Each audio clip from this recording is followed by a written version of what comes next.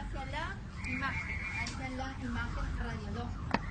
Entonces, no vamos a ahondar mucho en lo que es la tomografía, ¿no? Vamos a hablar más con respecto a la radiología, pero sí debemos precisar también que hay otros métodos, ¿no es cierto? Para lo que es estudio de pulmón, siempre empezamos con el estudio básico que es la radiografía de tórax, ¿no? La proyección básica, frontal, posterior-anterior. También podemos adicionar proyecciones, ¿no? Como la lateral o proyección también lordótica. Seguramente en la clase ya les han hablado, ¿no? Son todas las proyecciones que tenemos, ¿no? Proyección lordótica, si nos interesa enfocar más hacia los ápices.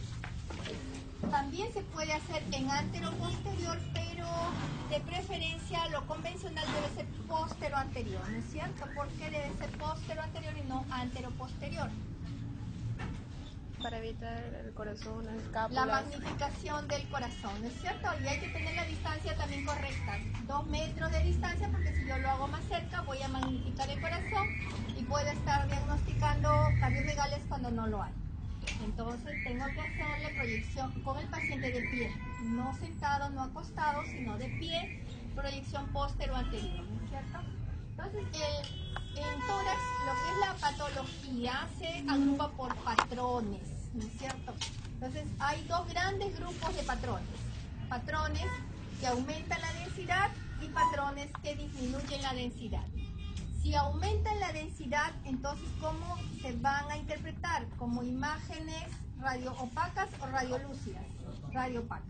Entonces, todos los patrones que aumentan la densidad van a ser descritos como imágenes radioopacas.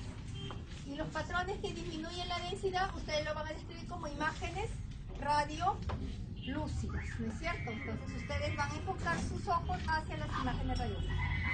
En tórax, en realidad, a veces, la mayoría, hay patrones únicos, pero a veces hay patrones múltiples, dependiendo de la patología del paciente. Entonces debemos decir todos los patrones y cuál es el que predomina, porque no vamos a poder estudiar patrón por patrón, sino vamos a hacer después unidad clínica con el paciente. Lo importante es el cuadro clínico del paciente para solicitarle el examen radiológico que me ayude a precisar mi hipótesis diagnóstica, ¿no es cierto? Yo tengo un cuadro clínico, entonces yo digo, sospecho tales etiologías y tengo que pedirle el examen adecuado, ¿no? Entonces, la siguiente. Entonces, ya hemos dicho, la unidad funcional es el alveolo. Entonces, si hablamos de patrón alveolar, ¿qué significa? Que voy a visualizar en la radiografía alteraciones a nivel del alveolo, ¿no es cierto? Entonces, el alveolo, ¿por qué está constituido?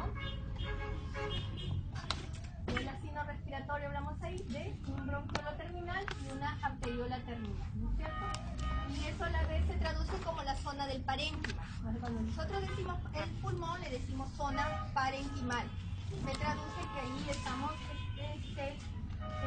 estudiando, ¿no es cierto?, a lo que constituirían los alveolos. Pero como los alveolos están ocupados por aire, entonces se visualizan como espacios aéreos, como aire radiolúcidos, ¿no es cierto? Entonces, si es algo normal, yo no tengo por qué verlos a los alveolos. Pero si estos alveolos, en lugar de aire, tienen contenido, o bien agua, o pus, o sangre, entonces sí se van a ver como imágenes radioopacas. Recién los voy a poder ver en la radiografía, ¿no es cierto? Es para recordar entonces, ¿no es cierto? Tenemos alveolos con aire, no los voy a ver en una radiografía normal, pero si se llenan de contenido, agua, sangre, células, proteínas, pus, grasa o calcio, sí los voy a ver en la radiografía, pero como imágenes radioopacas. Entonces ahí tenemos. ¿No? Entonces tenemos, si afecta, ¿cómo vamos? ¿El primero?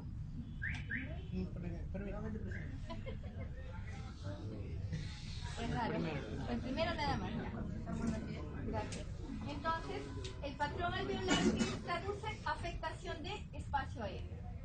También hay otro componente que es el patrón intersticial. No lo vamos a tocar hoy día, va a ser tema de otra clase, ¿no es cierto? Entonces, cuando ustedes le digan patrón intersticial, ¿qué significa? Que es la afectación del espacio intersticial.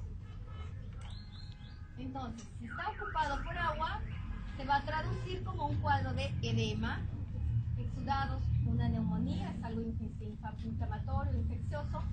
La sangre se va a traducir como un cuadro de hemorragia y las células como un tumor o neoplasia. Entonces, radiográficamente, ¿cómo voy a visualizar este patrón alveolar? ¿No es cierto? Entonces ya hemos dicho que como imágenes radio opacas. Cuando afecta está en estadio inicial, vamos a poder determinarlo como aspecto algodonoso. ¿Ustedes han visto las motitas de algodón? Sí, ¿no es cierto? Cualquiera lo ha visto, las plantitas con sus motitas.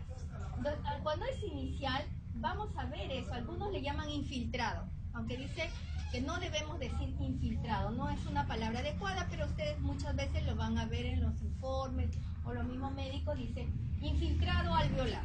Significa que es el aspecto algodonoso. Entonces, cuando ya va pasando más afectación, estos aspecto algodonoso también se asocian a nódulos axinares, o sea, ¿qué quiere decir? Que hay unos pequeños micronódulos ahí, ¿no es cierto? Redondeaditos, o algunos le llaman los brotes de yema. Eso lo vemos en estadio inicial. Pero ¿qué pasa después? Que estos van a coalescer, van a irse uniendo. Al irse uniendo, entonces, o coalesciendo, van a ir dibujando o segmentos o lóbulos. ¿Cierto? Entonces, esa es otra de las características. ¿Qué más? Que los bordes son mal definidos. Ustedes si ven toda esta opacidad acá, pueden decirme si pueden visualizar adecuadamente los bordes. No, no es cierto, son bordes mal definidos. ¿Qué más caracteriza el patrón alveolar? La presencia de alveolograma o de broncograma aéreo. ¿Y qué significa que haya alveolograma o broncograma aéreo? ¿Cómo lo traduzco fisiopatológicamente? Si hemos dicho que estas opacidades es porque el alveolo está ocupado, ¿no es cierto?, por agua, sangre, fluido, lo que sea. ¿Por qué ocurre el alveolograma o el broncograma? Porque los bronquios no están ocupados por agua. Claro, porque los bronquios tienen aire. Entonces, dentro de toda esa opacidad, yo voy a ver estas imágenes radiolúcidas lineales dentro de la opacidad, que significa que son bronquios libres, bronquios que tienen aire, ¿no es cierto? Como su compañera dice, los bronquios no están ocupados, ¿no es cierto?, por ese contenido. Los alveolos son los que tienen el contenido.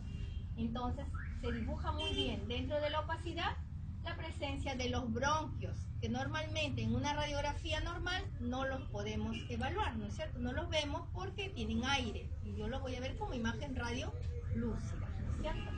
Entonces, estos son los que aparte dice ocultamiento de vasos. ¿Ustedes han visto en clase pasada una radiografía de tórax normal? Sí, ¿no es cierto? ¿Ustedes han visto el patrón, cómo se distribuye la vascularización normal? ¿No es cierto? ¿Cómo es en lo normal? Más en las bases. Va de los cilios hacia las bases, ¿no es cierto? Ven, ahí lo que se ven son los vasos sanguíneos. Cuando aquí ustedes pueden decirme cuáles son los vasos acá. No, están ocultos, ya no los puedo visualizar, ¿no es cierto? A eso se refiere la ocultación de vasos, ¿no es cierto? Como hay tanta opacidad, ¿no? Entonces ya se superpone a la presencia de los vasos, entonces ya no se pueden evaluar, ¿no?, en una radiografía de tórax. Pero si a este paciente le hiciéramos la tomografía de tórax, ¿podríamos visualizar los vasos sanguíneos? Sí, ¿no es cierto? Ya es otro método donde se evalúa mucho mejor el intersticio, mucho mejor el parénquima y mucho mejor los vasos sanguíneos, ¿no? Pero aquí estamos en una radiografía. Estos son signos radiológicos del patrón alveolar en una radiografía de tórax. Entonces ahí tenemos, ¿no es cierto?, la consolidación, ya la radiopacidad heterogénea. ¿De qué distribución acá? Podemos decir segmentaria, lobar, ¿cómo podemos decir? Segmentaria, ¿no? Porque acá tiene algo libre acá. Si dijéramos lobar, lóbulo superior también debería estar comprometido acá, ¿no? Y vemos ahí. Segmentaria, ¿no es cierto?, con presencia de broncograma. Y acá también, ¿no? Entonces hay que tener bastante cuidado porque a veces el patrón alveolar en consolidación es confundido como masa, como tumores, y no lo son, ¿no es cierto? Entonces hay que recordar estas características, ¿no? El patrón y los signos radiológicos. Entonces la clave acá, ¿cuál es? Para decirle, ¿es un patrón alveolar o es una masa?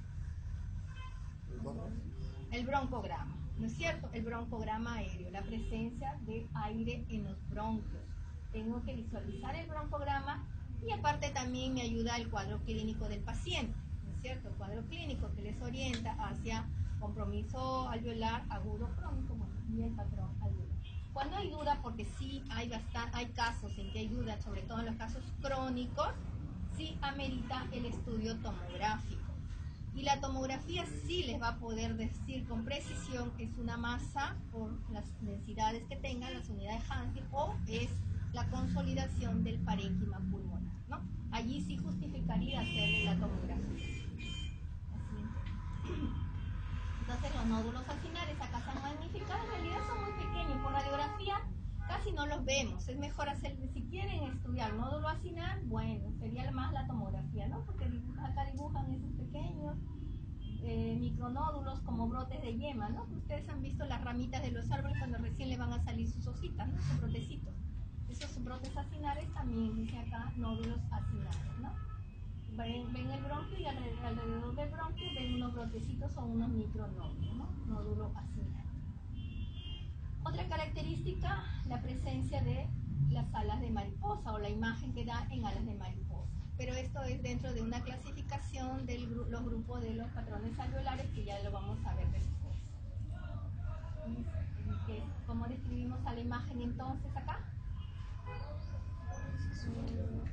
¿Cómo la describiríamos a la imagen? Segmentaria. Una imagen radio opaca. Radio opaca. Entonces no se olviden, siempre tienen que pensar o radio opaca o radio lúcida, porque ese es el lenguaje radiológico. Imagen radio opaca, ¿qué más? Los signos radiológicos que hemos visto, ¿qué más? De bordes mal definidos, ¿qué más? Ya, cuando ya coalescen, ya no se dice coalescencia, sino consolidación. ¿No es cierto? En consolidación, ¿no es cierto? ¿De quién? Y en consolidación parenquimal de segmento. Entonces hay que saber la anatomía, saber qué segmento es el que está comprometido. ¿No es cierto? Si ustedes me dicen lobar, entonces saber qué lóbulo, saber cuáles son los reparos anatómicos para yo decir lóbulo superior, lóbulo medio y lóbulo inferior. Entonces, si yo veo el dibujo de un segmento, tengo que decirle qué segmento es. Entonces, para eso tenemos que tener recuerdos anatómicos. Si quiero ser muy precisa, tendría que añadirle la radiografía lateral, ¿no es cierto? Para poder definir bien qué segmento es el comprometido. Pero ustedes podrían decir entonces radiopacidad, ¿no es cierto? Heterogénea, de márgenes mal definidos, con broncograma, ¿no es cierto? Están señalando acá el broncograma que compromete segmentos del lóbulo superior. Si no se acuerdan el nombre de segmentos, ¿no es cierto? Segmentaria, ¿de qué lóbulo? ¿Superior, medio, inferior? Lóbulo superior. ¿Derecho o izquierdo? Derecho, ¿no es cierto? Entonces, con eso ya ustedes están describiendo al patrón alveolar, ¿no es cierto? Ya cuando se concluye consolidación del parénquima, ¿no es cierto? Pulmonar derecho, compatible con, y ahí sí ya vamos a ver con qué etiologías podría ser, ¿no? Bien. Entonces, en tomografía, miren, en tomografía tenemos signos como la densidad en vidrio deslustrado. ¿Ustedes han visto un vidrio rayado? Esos que ya opacos que se rayan así. Y semejante a esas opacidades de los vidrios opacos y rayados, es lo que vemos en la tomografía, ¿no es cierto? El parénquima ya se ve como densidades, opacidades focales y centrolobularias mínimas que afectan a varios lobulillos secundarios y que no borran los vasos. Miren, acá no borran, pero en la radiografía se nos borran los vasos, ¿no? Ya no podemos definir, pero acá sí. Los nódulos acinares constituyen áreas de consolidación del espacio peribronquial y las opacidades confluentes o la consolidación del parénquima y hay borramiento de márgenes vasculares y si alcanza suficiente tamaño también dentro de ellos se ven los broncogramas aéreos. La localización también la definimos bien con la tomografía, ¿no es cierto? Y podemos definir adecuadamente también las zonas subpleurales. La siguiente. Entonces ahí tenemos tenemos una tomografía de tórax, ¿no es cierto? Cortes axiales. La tomografía, ustedes pueden ver las imágenes, axial, coronal o sagital. Y también tenemos ventanas, ¿no es cierto? Esta ventana es para ¿cómo se llama esta ventana en tomografía? No, es ventana de parénquima pulmonar, ¿no es cierto? Entonces en tórax tenemos hasta 3 ventanas. La ventana de parénquima pulmonar, la ventana de mediastino y la ventana de partes blandas, y también si quieren ventana ósea, si quieren aprovechar la parte ósea, ¿no? Pero para tórax, importantes son ver ventana parénquima, ventana de mediastino. ¿Cómo sé cuál es cuál? Cuando la de parénquima, como su nombre lo dice, me permite ver todo el parénquima y casi no lo visualizo el mediastino. Si yo lo pongo para ventana de mediastino, voy a dibujar muy bien toda la silueta cardíaca, sus cavidades, los grandes vasos, y no el parénquima pulmonar, ¿no? Por eso hay que estudiar las dos ventanas. Entonces, estábamos diciendo sobre el vidrio deslustrado, ¿no? Entonces, miren, normalmente debe verse así, hipodenso, ¿no? Por aire. Miren cómo se empieza a ver el parénquima, ¿no? Opacidades, tenues opacidades, pero que no te borran los vasos. Tú puedes ver los vasos en esa opacidad, ¿no? ¿Qué más dijimos? Ah, ¿son de la clase? Pasen.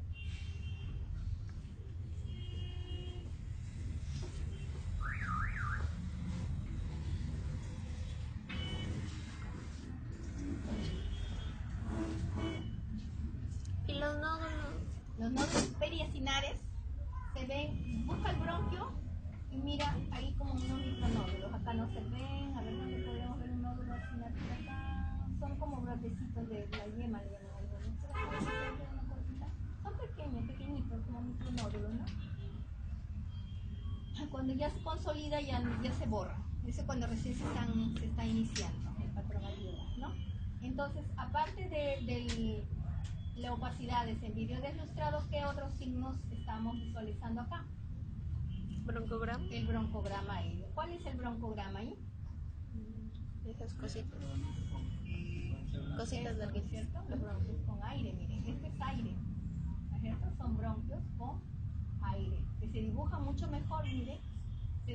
Esto de acá está normal, ¿no es cierto? Así es.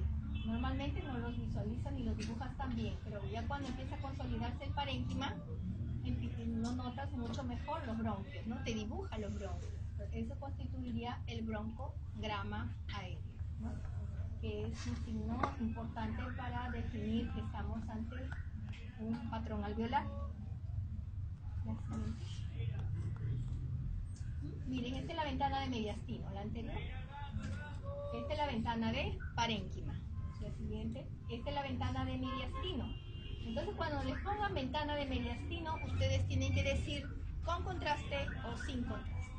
En este caso, ¿es con contraste o es sin contraste? Con contraste. Con contraste, ¿no es cierto? Miren, se ven bien hiperdensos los vasos acá, ¿no? Entonces, cuando no lleva contraste, ustedes lo van a ver menos hiperdenso, lo van a ver casi hipodenso, ¿no? Entonces, ahí es fácil definir que es un estudio con contraste, ¿no? ¿Por qué lo han puesto en ventana de mediastino? Porque la consolidación se identifica mejor, miren. Un pulmón normal se ve así. Todo hipodenso con densidades o con índice de atenuación aire. En tomografía, el aire, ¿qué densidades tiene? En tomografía, negativas. Son bien negativas, más negativas que la grasa, ¿no es cierto? Puede ser menos 500, menos 600, menos 700 unidades Hanfield. Normalmente un pulmón se ve así, negrito o hipodenso que hablamos nosotros, pero miren un parénquima cuando ya consolidó, cuando está ocupado sus alveolos por contenido, ¿no es cierto? O pus o sangre, qué sé yo, ¿no? Y entonces se dibuja muy bien y se ve el broncograma, ¿no? Entonces, acá difícil que tú le digas una masa o un tumor, ¿no es cierto? El tumor no tiene esta característica. Entonces, con más facilidad tú dices con más precisión que es un patrón alveolar. Entonces, ¿cómo se clasifican las lesiones alveolares? Por su distribución vamos a tener lesiones alveolares localizadas, multifocales mal definidas o difusas confluentes. Estas difusas confluentes también algunos les dicen en alas de mariposa, ¿no? Entonces fosas confluentes. Entonces aquí tenemos las tres, ¿no es cierto? Las localizadas, que pueden ser lobares o segmentales. Entonces están todas las posibilidades etiológicas. Siempre nosotros cometemos errores. Entonces decimos, patrón alveolar localizado, lo primero que le ponemos y lo tipificamos al paciente es neumonía bacteriana. Y le damos tratamiento para neumonía. Entonces va pasando el tiempo y el paciente no mejora. Y recién nos acordamos que hay otras posibilidades etiológicas. Entonces es importante, cuando tengan a un paciente, le hacen cuadro clínico, le piden la radiografía, le viene a ustedes, le viene descrito por el radiólogo, porque nosotros no manejamos al paciente, nosotros le damos la descripción, le damos nuestra impresión diagnóstica y ustedes tienen que hacer el diagnóstico diferencial de acuerdo al cuadro clínico de su paciente, ¿cierto? Un paciente que ha tenido un antecedente traumático, un traumatismo torácico cerrado, le tomas la radiografía, ves un patrón alveolar, lo primero que se te viene a la cabeza no va a ser una neumonía, ¿no? Tienes que pensar que sea una contusión pulmonar por el accidente, ¿no es cierto?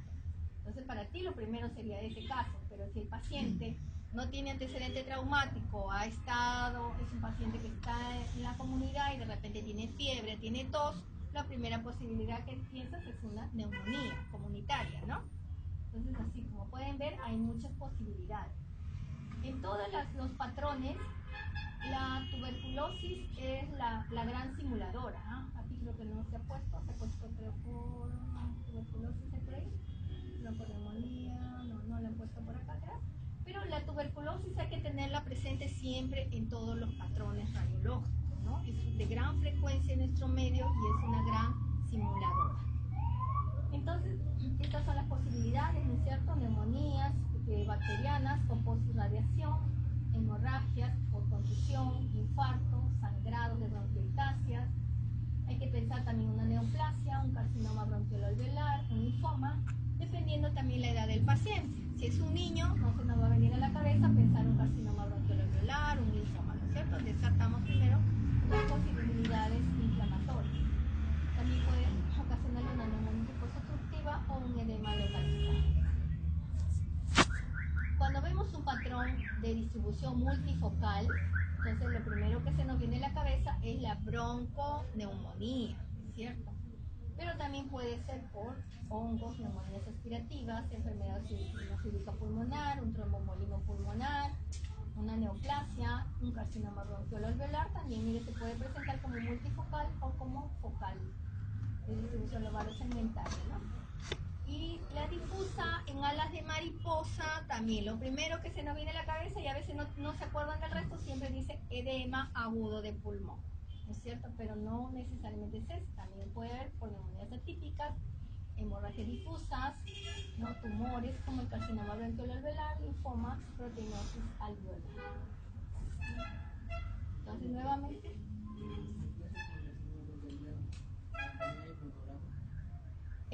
a veces se asocia, cuando hay compromisos inflamatorios asociados, podría haber. Entonces ahí, si tú estás sospechando un paciente, primera posibilidad de neumonía, no cede el tratamiento, entonces pasas a la siguiente posibilidad, que sea un carcinoma, una posibilidad neoplásica. Descarta la tuberculosis, tampoco hay tuberculosis, puedes pasar ya a una neoplásica. Pero generalmente cuando son neoplásicas se asocian a otros patrones también.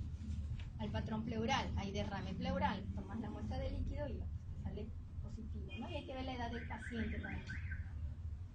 Entonces, el patrón alveolar localizado, entonces lo vamos a ver como lesiones consolidativas, o sea, ya hay consolidación del parénquima que puede afectar segmentos o lóbulos, les dibuja el segmento o el lóbulo, ¿no es cierto? Entonces, esto para hacer un poco de diagnóstico diferencial, ¿no? Neumonías por neumococo es una lesión aguda localizada y típica. Es la típica distribución segmentaria con su broncograma. Por eso siempre a todos ven esa imagen típica y inmediatamente lo tipifican por neumonía por neumococo, ¿no? Pero como siempre es importante descartar las otras posibilidades.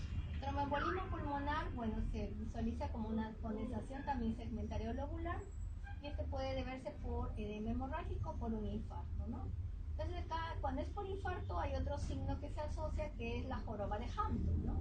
Esto sería acá, me señala, ¿no es cierto? Entonces es más periférico, ¿no? Miren, se va hacia la periferia y dibuja esta imagen, ¿cierto? Que le llaman la joroba de Hampton. Ustedes han visto los dromedarios, los camellos, ¿no? Pues jorobitas. Por esa forma le han puesto acá la joroba de Hampton, ¿no? Entonces, si ustedes tienen una condensación asociada a esta imagen de joroba de Hampton, entonces piensan primero en posibilidad de un tromboembolismo pulmonar, ¿no? Y ya le piden las pruebas de imágenes adecuadas, porque con esa radiografía ustedes no van a diagnosticar tromboembolismo. Ustedes les abre la sospecha y tienen que pedirle pues los estudios adecuados, ¿no? Para tromboembolismo tendrían que pedirle que le pedirían al paciente una tomografía de tórax con contraste, ventana de mediastino, ¿no es cierto? Ventana de mediastino, y tiene que ser con contraste. Y sin contraste y con contraste, ustedes comparan ahí, ¿no? Ven. Si hay un trombo, no les deja pasar el contraste y van a ver como una imagen por defecto de llenado a nivel de la arteria pulmonar, ¿no? Como pueden ver, el edema hemorrágico también se asocia a broncograma aéreo y hay densidades confluentes y sombras acinadas. En realidad sería muy difícil, miren, con estos signos poderle decir al paciente, con solamente viendo la radiografía, que es una neumonía o es un edema hemorrágico, ¿no? Entonces, ¿qué nos ayudaría a diferenciar estos dos casos? El cuadro clínico del paciente, ¿no? Diferente un cuadro clínico de tromboembolismo, un cuadro clínico de una neumonía, ¿no? Entonces es importante por eso, para llegar a hacer los diagnósticos diferenciales, ver en qué estado está el paciente, cuánto tiempo de evolución tiene y la edad que tiene, ¿no? La tuberculosis, miren, no había estado en el cuadrito, pero acá en el diagnóstico diferencial sí está, ¿no? Entonces, esta tuberculosis, ¿qué nos ayuda? ¿Qué estaría a favor de una tuberculosis? Lóbulo superior, ¿no es cierto? Si vemos una condensación que afecte segmento apical o segmento del lóbulo superior, es paciente que de dónde proviene, vemos todos sus antecedentes sociales, entonces tiene que venirse a la cabeza la posibilidad de tuberculosis, ¿no? ¿Qué más se asocia a la tuberculosis? Las adenopatías ciliares, ¿no? Hay ganglios que crecen y ya vamos a ver el patrón iliar, entonces también se asocia a patrón iliar, ¿no? Entonces, todos estos signos son a favor de una tuberculosis. Contusión pulmonar, aparte del antecedente traumático, se distribuye en forma parchada, irregular, y la densidad es homogénea y extensa, ¿no? O sea, ¿qué significa homogénea? Que no hay broncograma, ¿no es cierto? Es más homogéneo. El carcinoma, dice, es consolidación no homogénea, hay broncograma y los bronquios son de aspecto rígido. Esto es un poco difícil por radiografía decir bronquio rígido, ¿no? Tenemos que definirlo con la tomografía. En un linfoma hay coalescencia de áreas parchadas, ¿no? O sea, más sería una multifocal, ¿no? Hemos visto el multifocal muchas veces no confluente.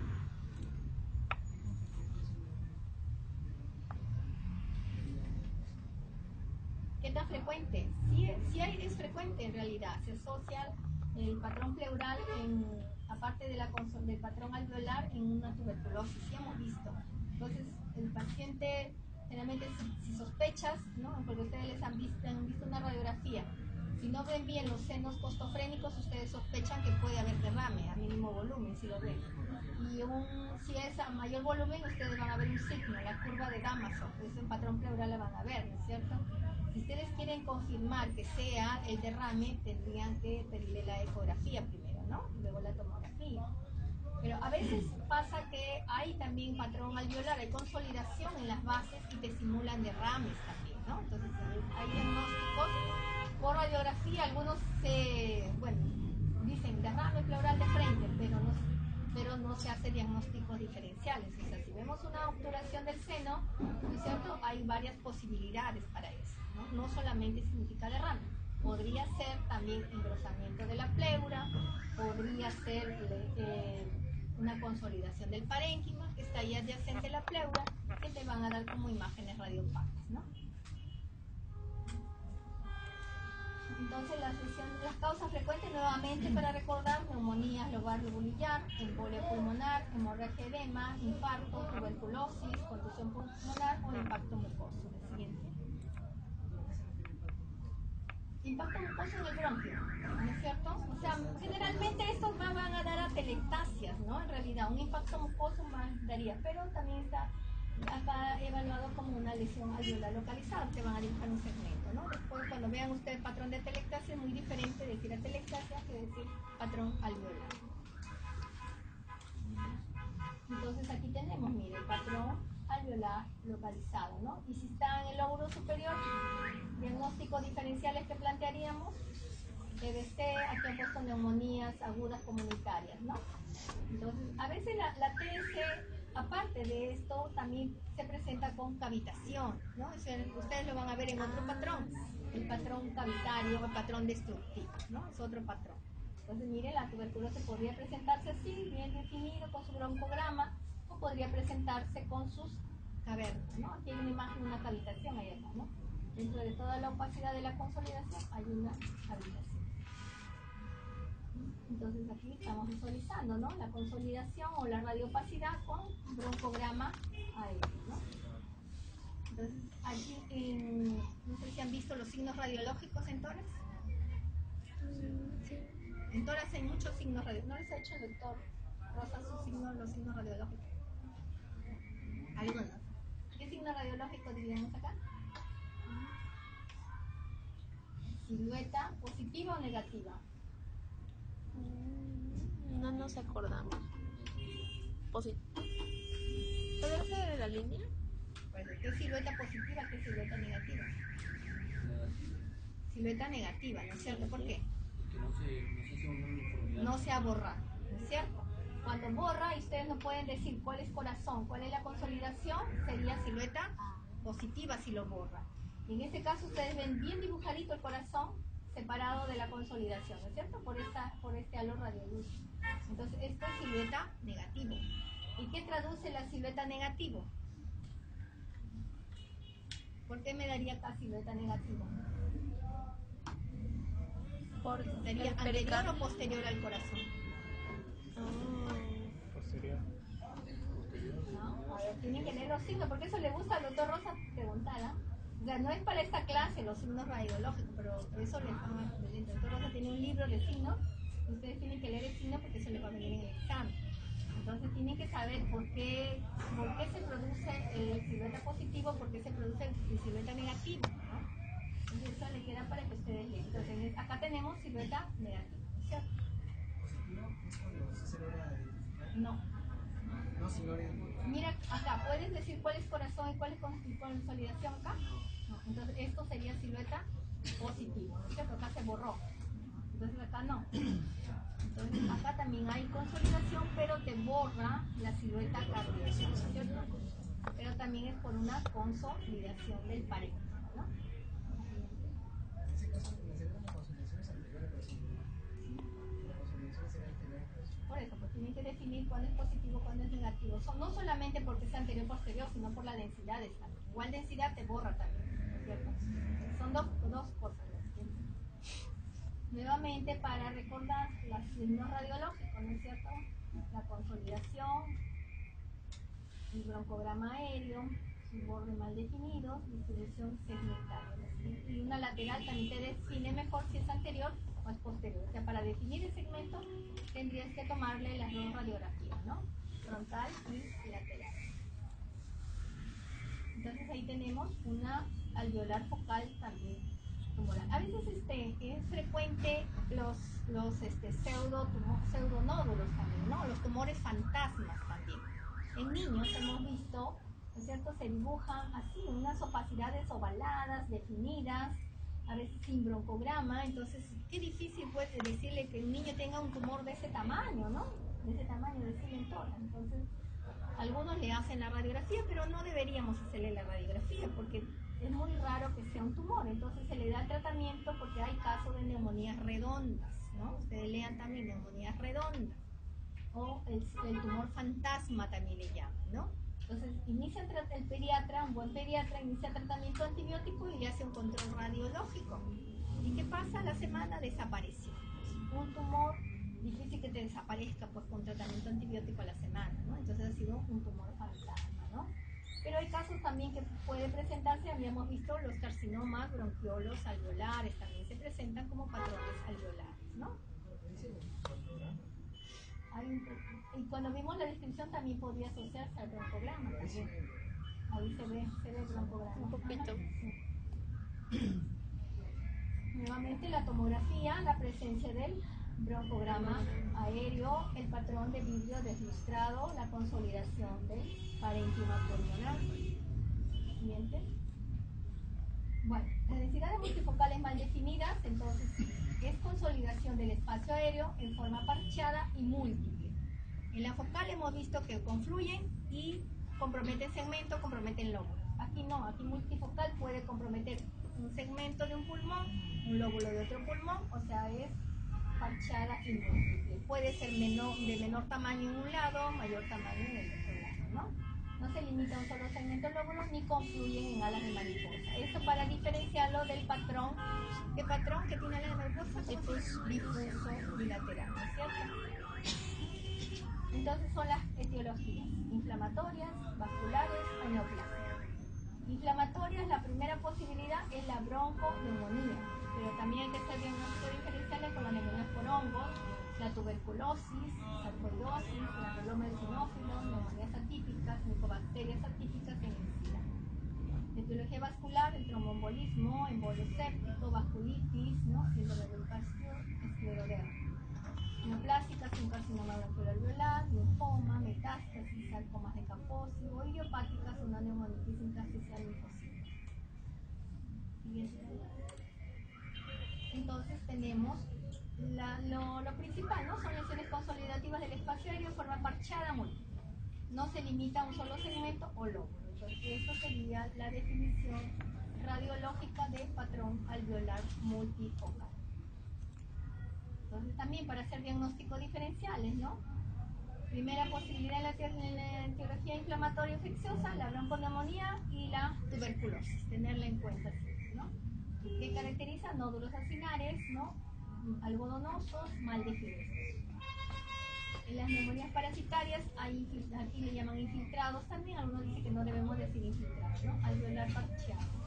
Vasculares, émbolos sépticos, signo de la diana, ¿no? Enfermedades colágeno-vasculares. En realidad, el signo de la diana, ¿ustedes han visto esos discos de donde hacen tiro al blanco? Sí, ¿no es cierto? En el centro que va blanquito y luego va otra así. Esa es semejante, ese es el signo de la diana, ¿no? Entonces van a ver ustedes ahí el vasito, el vaso que está, debería ser radiolúcido o esto se ve en la tomografía, hipodenso, ¿no es cierto? El vaso, ya lo ven ocupado y ven ahí de alrededor un bronquio ahí y luego ven el compromiso, porque es el signo de la diana, ¿no? Y se asocian generalmente a enfermedades colágeno-vasculares. En las neoplásicas también se ven como densidades multifocales de bordes mal definidos y bueno, pensar si son múltiples. Entonces pensar primera posibilidad en una metástasis, ¿no? Una metástasis pulmonar. Ahí hay un signo radiológico también que le llaman algunos, ¿no? El signo de la suelta de globos. Como cuando ustedes ven que se han soltado globos, ven bastantes imágenes ahí radiopacas, ¿no es cierto? Múltiples. Entonces la primera posibilidad es por metástasis, ¿no? Seguido por carcinoma, sarcoma, tumor de Kaposi. Por inhalación también podemos ver este patrón alveolar multifocal como condensaciones alveolares de predominio de lóbulos inferiores, ¿no? En fases avanzadas de alveolitis alérgica extrínseca. Y ahí tenemos, bueno, acá no se ve muy bien la imagen, acá le han dado otra penetración para resaltar acá las opacidades, ¿no? Miren, tenemos una acá, otras pequeñas acá y hay otro compromiso acá, ¿no? Entonces, este sería patrón alveolar multifocal, ¿no es cierto? Primera posibilidad, pensamos en bronconeumonía. Primera posibilidad, ¿no? Porque muchas veces no se sabe esta característica, entonces siempre llegan los pediatras o el internista y nos dice, pero ya, usted me dice patrón alveolar, pero dígame, ¿es neumonía o es bronconeumonía? Miren, qué fácil es, ¿no? O sea, si te dicen patrón alveolar multifocal, entonces, ¿qué cosa sería? Bronconeumonía. Si te dicen patrón alveolar de distribución segmentaria, sería una neumonía. ¿No es cierto? Así fácil de interpretar. También para seguir los casos, ¿no? Afectación alveolar multifocal de origen inflamatorio, ha sido por una neumonitis obstructiva crónica. También hay otro patrón, ¿no? De hiperaireación también compensatoria. Ese va a ser otro patrón que ustedes van a ver. O sea, a veces los patrones no son así únicos, hay patrones asociados también, ¿no? Entonces hay que ver qué patrón predomina para poderle hacer los diagnósticos diferenciales, ¿no? O sea, porque si yo me voy patrón de hiperaireación, me olvido de ver patrón alveolar, imagínense, al paciente le doy un tratamiento que no sería el conveniente en ese momento, ¿no? Y la hiperaireación ha sido por compensación a ese pulmón que no puede casi ventilar, ¿no? También de origen tumoral, también por carcinoma bronquiolo-alveolar, pero miren dónde está mayor compromiso, hacia la periferia. Entonces a eso es importante saber que en la periferia del pulmón no debemos ver casi ni vasos ni radioopacidades, ¿no es cierto? Entonces, así como la tuberculosis más la van a ver ustedes a nivel apical o lóbulo superior, los carcinomas más se van hacia la periferia, son más fáciles de identificar en la periferia. Siguiente. Las difusas, entonces, o en alas de mariposa, son consolidaciones que afectan a casi la totalidad del espacio aéreo. Se caracterizan por una distribución en forma de alas de mariposa, dando una imagen más o menos simétrica, bilateral y peritibial. ¿Okay? Entonces son las causas, ¿no? El edema pulmonar, cardiogénico, no cardiogénico, texturados, también pueden haber neumonías, hemorragias, casos de traumas, anticoagulantes, enfermedades vasculares del colágeno, las litriasis sanguíneas, reacciones a fármacos o también algunos tumores. Tumores como cuáles, carcinoma bronquioloso alveolares, linfoma, y hay también afectaciones linfocíticas raras, ¿no? Linfadenopatías angioglomerulásticas, micosis linfoide, macroglobulinemia. Y otras causas son una proteinosis alveolar, síndrome de distrés respiratorio del adulto, aspiración aguda de contenido gástrico. Y acá tenemos, ¿no? Puede ser agudo o puede ser crónico. Si es agudo, son densidades difusas con fluentes de bordes mal definidos, hay distribución parietal en forma de alas de mariposa, ¿no? Y ya crónicos ya se van haciendo como densidades nodulares, ya mal definidas, con pequeñas claridades intercaladas. Siguiente. Entonces acá también para hacer diagnósticos diferenciales, ¿no? Si estamos con alas de mariposa, sospechamos edema pulmonar, entonces tenemos que evaluar, ¿qué tendríamos que evaluar? El corazón. ¿Y cómo evaluamos el corazón en la radiografía de tórax? Con el índice cardiotorácico, ¿no? Y vemos también, eso, bueno, va a ser otra clase también creo de mediastino, pero ahí se tiene que saber que tiene que medir el índice cardiotorácico y determinar si hay cardiomegalia o no hay cardiomegalia, ¿no? Si hay cardiomegalia, pensar en insuficiencia cardíaca congestiva, uremia, exceso de líquidos. Sin cardiomegalia, un pulmón del ahogado, secundario fármaco, secundario exposición de vías respiratorias altas, ¿no? También nos puede dar el patrón de alas de mariposa y neumonías atípicas, micoplasma, clamidia, legionela, neumocisis. En hemorragia, ¿no? Por afectación microvascular pulmonar, en las enfermedades colágeno vasculares. Miren las alas de mariposa, ¿no?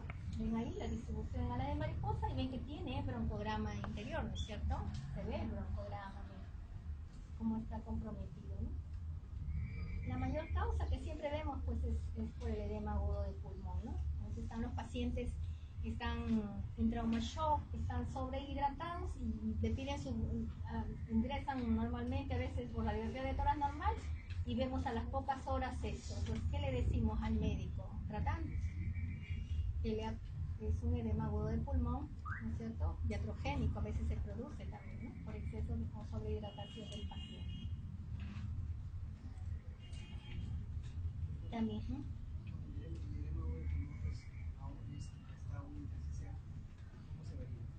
El patrón intersticial. Claro, cuando hablan de patrón intersticial ustedes le van a hablar de las líneas de Kerley. Hay Kerley A, Kerley B, Kerley C. Entonces ahí van a buscar las líneas de Kerley, ¿no es cierto? El patrón intersticial. Eso en el alveolar no vas a ver porque no es intersticio, no hay intersticio. Pero la mayoría se asocian, son patrones asociados, ¿no? Entonces aquí tenemos por carcinoma de célula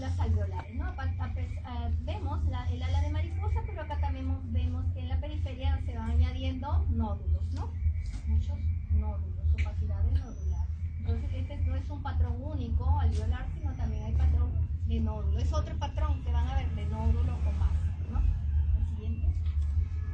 Sarcoidosis también, miren, no es el típico alas de mariposa, ¿no? Y aquí hay más en multifocalia, sino que hay periliar y también hay periférico.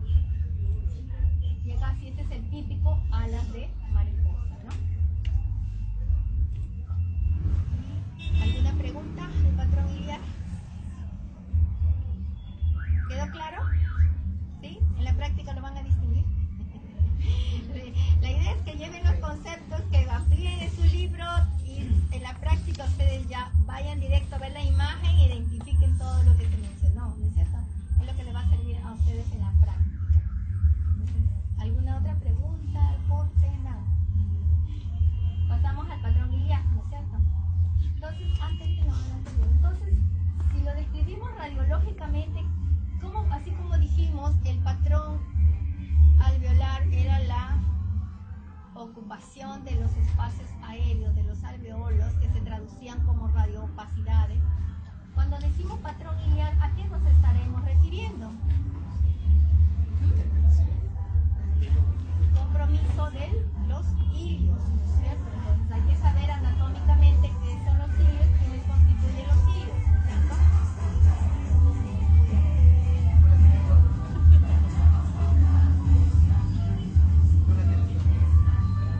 ¿Y ellos sí laburan? Sí, no nos vamos a concentrar. Y aquí van a dar. Ya, entonces, ¿qué diríamos? Entonces sería el compromiso iliar, ¿no es cierto? Entonces, ¿quiénes constituyen los ilios? Arteria, bronquio, Arterias, venas, ¿qué más? bronquio, Bronquios, ¿sí? linfático. Linfáticos, ¿no es cierto? Que van desde el mediastino hacia los pulmones, ¿no es cierto? Entonces, radiológicamente los vamos a ver como imágenes radiopacas, ¿no es cierto? Compuestas por, normalmente, como lo vemos en la radiografía, compuesto por arteria y vena, porque los ganglios cuando son normales son pequeños y no los vamos a ver. El bronquio, si está con aire, no lo voy a ver, ¿no es cierto? Entonces, normalmente, radiológicamente, yo voy a ver la arteria y la vena pulmonar, ¿no es cierto? Entonces, yo tengo que saber que tengo el lado derecho y tengo el lado izquierdo. El diámetro promedio, ¿cuál sería para los ilios? Para yo poder decir ilio pequeño, ilio grande, ilio normal. De 2 a 3 centímetros, ¿no es cierto? Si veo un hilo de 4 centímetros, ya tengo que es algo patológico. Si veo un hilo de 1 centímetro, también es patológico, ¿no es cierto? Entonces, ¿qué más? ¿Qué otras consideraciones anatómicas son importantes? Ya sé que tengo una arteria, ya sé que tengo una vena, que se llaman pulmonares, ya sé que los ganglios no debo verlos normalmente porque son pequeños, deben medir menos de 12 milímetros los ganglios normales, si miden más de 12 ya son patológicos. Ya, ¿cómo van?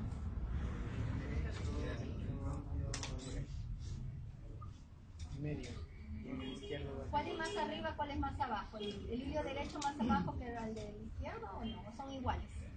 No, El mayor porcentaje, ¿no es cierto? El mayor porcentaje, el izquierdo está más arriba que el derecho, ¿no es cierto? Por eso hay signos radiológicos también, dice, ¿no? El signo de la bailarina. Qué raro que no han visto ustedes los signos. El doctor Rosa le encantan los signos, tienen que leerlos.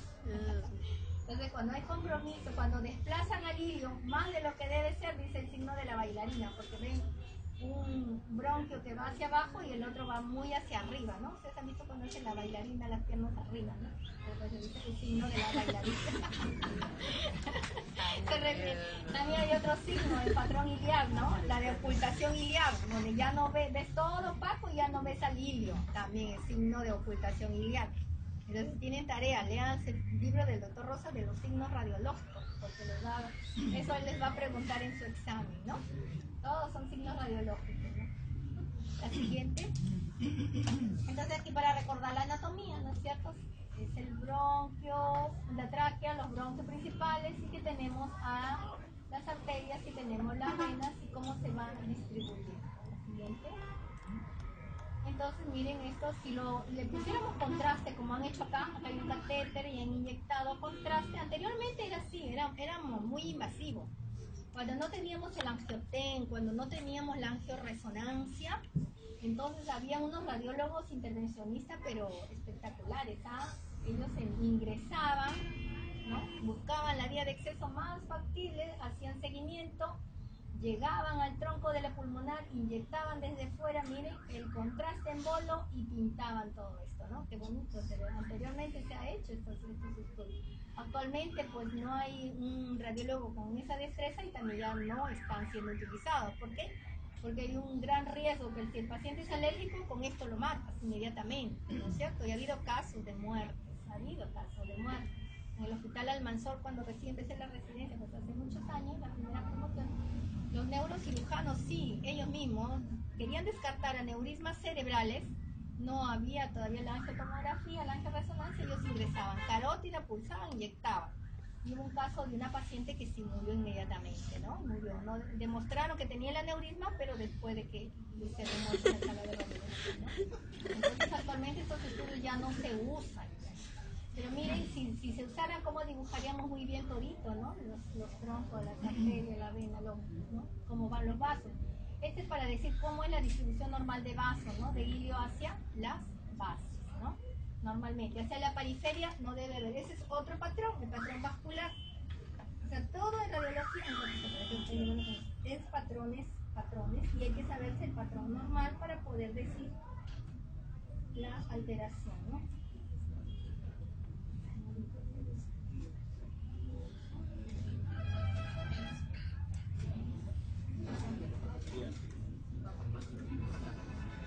Ya, ¿y qué más estamos viendo? ¿Qué otras imágenes estamos viendo allí?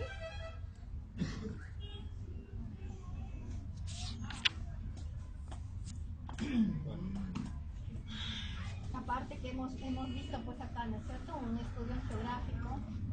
Estamos viendo una tomografía de tórax con ventana de mediastino, sin contraste o con contraste. Con contraste. Con contraste, ¿no es cierto? Esto estamos viendo cómo podríamos estudiar al ilio. Entonces lo estudiamos con una radiografía simple de tórax, ¿no es cierto? Una radiografía de tórax, dibujamos y definimos a los cilios, un estudio angiográfico por rayos X, y actualmente para estudiar el ilio, mejor estudio es la tomografía de tórax con contraste con ventana de mediastino, ¿no es cierto? Tú puedes dibujar muy bien ahí corazón, grandes vasos, ¿ves? Entonces, para bueno, es un capítulo aparte. Para el tromboembolismo pulmonar, anteriormente se usaba como gol estándar la gammagrafía de perfusión y ventilación con medicina nuclear. Pero actualmente, si tienes el angioten, es mejor hacerle un angioten antes que la gammagrafía. ¿Por qué? Porque la gammagrafía solamente te va a decir probabilidad, pero no te va a determinar con gran certeza si es o no es, y no te va a dar el tamaño del trombo, ¿no es cierto? Y te deja en la duda. Entonces anteriormente solamente decían baja probabilidad, mediana probabilidad, alta probabilidad. Entonces, si tienes ahora un angioten donde te ubica la ubicación, te determina el tamaño, la ubicación del trombo, pues prefieres un angioten, ¿no? Antes que esos otros estudios, ¿no? Entonces acá determinas muy bien con la tomografía, ¿no? Haces también estos con software, reconstrucciones de imágenes. Bueno, acá para efecto didáctico lo han pintado bonito, todavía no hemos llegado a tener estos colores en tomografía ni en resonancia, ¿no? Pero en un futuro sí, todo es posible con la digitalización de las imágenes. Así. Entonces la semiología también se hace en qué agrupa: ilio pequeño, ilio grande o crecimiento iliac. Por eso les mencioné el tamaño, ¿no es cierto? Entonces nosotros ya los radiólogos sabemos, decimos al ojímetro, no nos ponemos a medir porque ya en nuestra mente ya sabemos lo normal y identificamos rápidamente. Pero cuando recién se empieza, se recomienda medir, ¿no es cierto? Tomar medidas del índice cardiotorácico, tomar medidas, también hay que saber el ángulo de la carina, porque también si hay alteraciones también nos dan indicios ahí, ¿no es cierto? Saber al sacar proyecciones, hasta qué cuerpo vertebral debo ver yo esa bifurcación. Tengo que identificar ilios, tamaño de los ilios, ver la distribución, cómo salen los vasos del ilio hacia abajo, ¿no es cierto? Que no hay inversión de flujo. para yo poder agruparlo, ¿no? Entonces, tendría que decir acá hilio normal, hilio pequeño, hilio grande o crecimiento iliar, ¿no? Y asimismo, si es que estamos ante algo unilateral o es bilateral, para ir después viendo las posibilidades etiológicas, ¿no? Entonces aquí estamos ante un hilio pequeño, casi no se dibuja el hilio, ¿no? Ustedes ven acá, no dibuja, entonces puede ser por causa también que el paciente haya tomado una hiperaireación, a veces es cuestión de técnica también, a veces hay falsas imágenes, porque el paciente expira cuando debe inspirar, o porque el paciente tomó demasiado aire cuando no, o sea, o el paciente está rotado, también me puede dar falsas imágenes, ¿no? Hay que tener mucho cuidado con eso, por eso en la práctica siempre se les dice, primero tienen que evaluar calidad técnica, no se vayan de frente a patrones, primero calidad técnica, si técnicamente está bien, entonces sí puedo yo decir que se trata de algo real. Y si tienen dos proyecciones, lo real lo debes ver en las dos proyecciones, ¿no es cierto? Porque si solamente lo ves en una, puede ser o superposición de imágenes, puede ser falsa imagen o tienes que ver la causa porque no la ves en la otra proyección, ¿no? Entonces, en este caso también se presenta de hiperaireación o porque hay alteración de arterias pulmonares, ¿no? Entonces, un hilio pequeño no me dibuja bien las arterias. De aquí vamos a ver la etiología. Hilio grande o crecimiento iliar, también definir si es unilateral o si es bilateral. Claro, se asocia, ¿no es cierto? Sino que como está viendo el patrón iliar, pero es importante, pero está hacia la periferia, ¿no es cierto? Si está hacia la periferia, ¿qué dijimos que podría ser? Carcinoma. La joroba de Hampton o un carcinoma, ¿no es cierto? No solamente puede ser por el destacar un tromboembolismo en este caso o un carcinoma, ¿no? ¿Ves? Ya estoy aprendiendo el diagnóstico diferencial, ¿no? Entonces, siempre se asocian patrones múltiples, pero dependiendo del cuadro clínico del paciente, ustedes van a ver cuál predomina, cuál es el más importante que ustedes resuelvan, ¿no? Entonces aquí están las causas. Hilio pequeño, hay causa vascular, causa de espacio aéreo o la mala técnica también que se haya tomado. Vasculares, ausencia o hipoplasia de arterias pulmonares, ¿no? Y eso es algo congénito, eso lo van a ver generalmente en pacientes pediátricos, ¿no? O pensar en un tromboembolismo pulmonar. Sin el problema de espacio aéreo, un enfisema unilateral, una telectasia, un síndrome de Maple. Y la técnica, mala técnica, porque el paciente está rotado, porque hay una escoliosis o tiene una cirugía lobar. Si el crecimiento biliar es unilateral, hay causa inflamatoria, causa neoplásica, vascular o otras, ¿no? Entonces, inflamatoria, miren la tuberculosis, ¿no? ¿Por qué estará la tuberculosis en primer lugar? En el patrón iliar. Ya hemos dicho que el hilio está formado por arteria, por vena, por Bronquios. ganglios, ¿no es cierto? Entonces la tuberculosis va a hacer que esos ganglios crezcan y los vamos a identificar como patrón iliar, ¿no es cierto? Por eso está en primer lugar la tuberculosis. ¿Qué más? La tosferina, la tularemia, micoplasma. Todo esto, porque ¿qué producen? Producen el crecimiento ganglionar. Por eso te da el patrón iliar, ¿no es cierto? ¿Qué más? La micosis, histoplasmosis, neoplasias, también carcinomas broncogénicos, un linfoma de Hodgkin, o sea, es por compromiso ganglionar, no porque esté afectando a la arteria o a la vena, ¿no es cierto? Causas vasculares, aquí ya tenemos por dilatación del tronco arterial pulmonar, por fístulas arteriovenosas, coartación pulmonar de la arteria pulmonar, otras causas, una masa de mediastino o una neumonía también adyacente al hilio, también me puede dar. Se puede hacer el efecto, la silueta positivo, ¿no es cierto? Se suma y me va a dar como un patrón iliar, cuando en realidad ha sido un patrón alveolar, ¿no?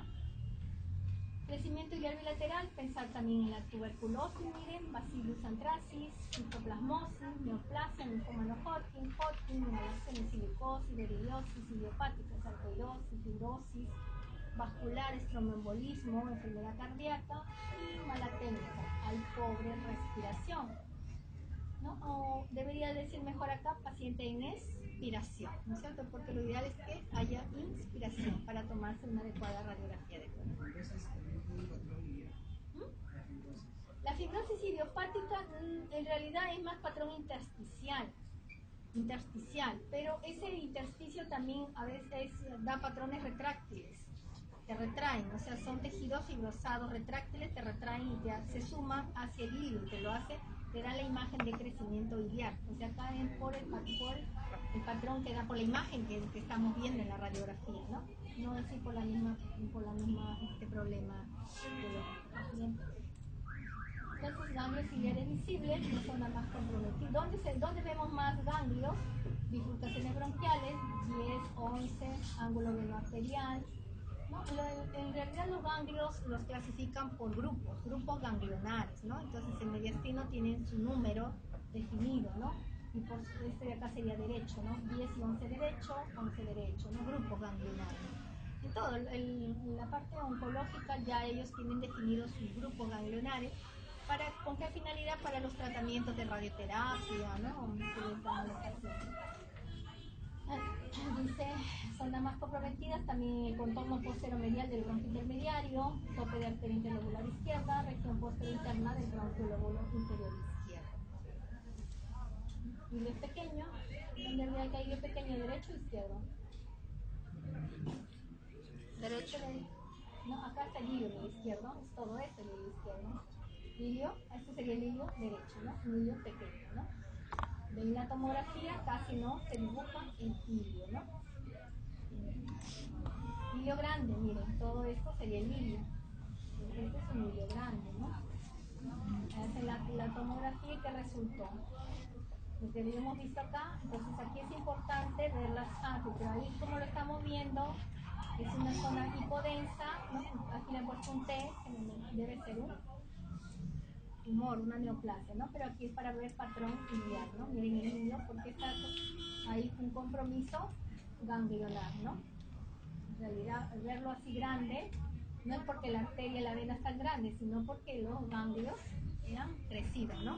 Entonces aquí vemos como imágenes radiopatas, nada más. Y decimos patrón iliar con hilo grande, pero yo no puedo decirle por adenopatías acá con la radiografía. Tengo que pedirle una tomografía, ¿no es cierto? Para poder precisar por crecimiento ganglionar, por adenopatías, ¿no? Si tengo acá una masa o un tumor, entonces probablemente sean adenopatías metastásicas, ¿no? ¿Miren? Entonces, ¿cómo se traduce en la radiografía? Y cómo la tomografía va a definirles mejor, ¿no? Las posibilidades etiológicas. Hilo grande también, ¿no es cierto? Se comparan los hilos y vamos viendo por qué. Aquí tenemos la tomografía y cuál ha sido la causa del hilo grande. Son esto, ¿no? Estas imágenes hipodensas que no captan, son ganglios, son adenopatías, ¿no? Entonces eso diferencia un vaso de un ganglio, ¿no? Ustedes los vasos los van a ver acá hiperdensos, llenos de contraste. Ven acá hipodensos, que no captan, son adenopatías, ¿no? Normalmente no debemos ver estas adenopatías. ¿Cómo? Ya está. Para que den su examen los de práctica.